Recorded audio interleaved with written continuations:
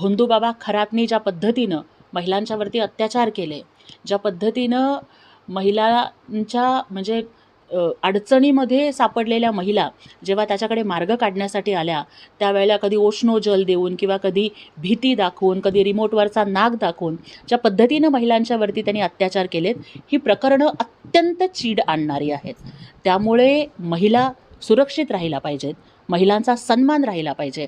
कारण छत्रपती शिवरायांनी सांगितलं होतं की महिलांचा सन्मान हाच स्वराज्याचा सन्मान.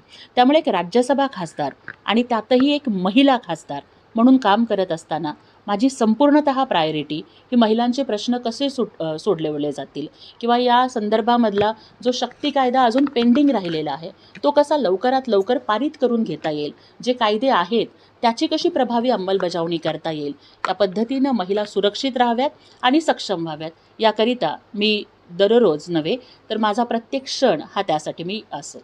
सुषमाताई नवीन नवीन खुलासे करत आहेत, खरात प्रकरणामध्ये असेल चाकणकरांमुळे खूप खुलासे करतात, त्यावर हे बघा, मला या ठिकाणी एक वाटतं की ज्या वेळेला अत्याचाराची प्रकरणं होत आहेत त्यावेळेला त्या नराधमांना शिक्षा झालीच पाहिजे. मला या ठिकाणी संत तुकारामांचं एक वचन आठवतं की तुका म्हणे ऐशा नरा मोजोनी माराव्या पैजारा. म्हणजे अशा भोंदूबाबांचा समाचार हा घेतला गेलाच पाहिजे, अशा अत्याचारांना शिक्षा ही झालीच पाहिजे. आणि महाराष्ट्र शासनानं, पोलीस दलानं लगेचच त्यांच्यावरती गुन्हे दाखल केले आणि त्याला गजाआड केलं. आणि आपण बघितलं की नाशिक जिल्हा कायद्याचा बालेकिल्ला म्हणत त्या अशोक खरातचे काय हाल झालेले होते हे पण आपण बघितलं. परंतु केवळ चर्चेत राहण्यासाठी किंवा केवळ कुठलंही प्रकरण असेल तर त्याचा फोकस स्वतःकडे वळवण्यासाठी कुणीही अशा पद्धतीनं अशा घटनांचं राजकारण करू नये.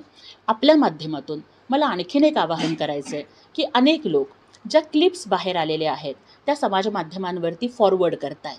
ज्या महिला या निर्भयपणानं पुढे आलेल्या आहेत तक्रार करण्यासाठी, त्यांची ओळख कुठेही जाहीर होऊ नये.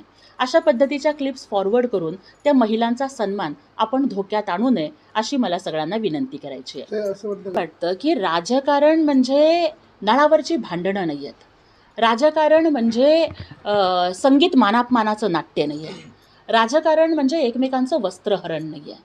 राजकारणामध्ये लोकांच्या प्रश्नांची चर्चा झाली पाहिजे, राजकारणामध्ये जनतेचं जीवन हे कसं सुखी झालं पाहिजे याच्यावरती चर्चा झाली पाहिजे. राजकारणामध्ये टीका झालीच तर ती मुद्द्यांवर झाली पाहिजे, कामांवर झाली पाहिजे. परंतु अलीकडच्या काळात मात्र कोण कोणाच्या बेडरूममध्ये काय करतो, कोण कोणाच्या वैयक्तिक आयुष्यात काय करतो, अशाच गोष्टींच्यावरती त्या माणसाचं कॅरेक्टर असासिनेशन कसं करेल जाईल याच्यावरती जास्त फोकस आहे. त्यामुळे मला खरं तर विनंती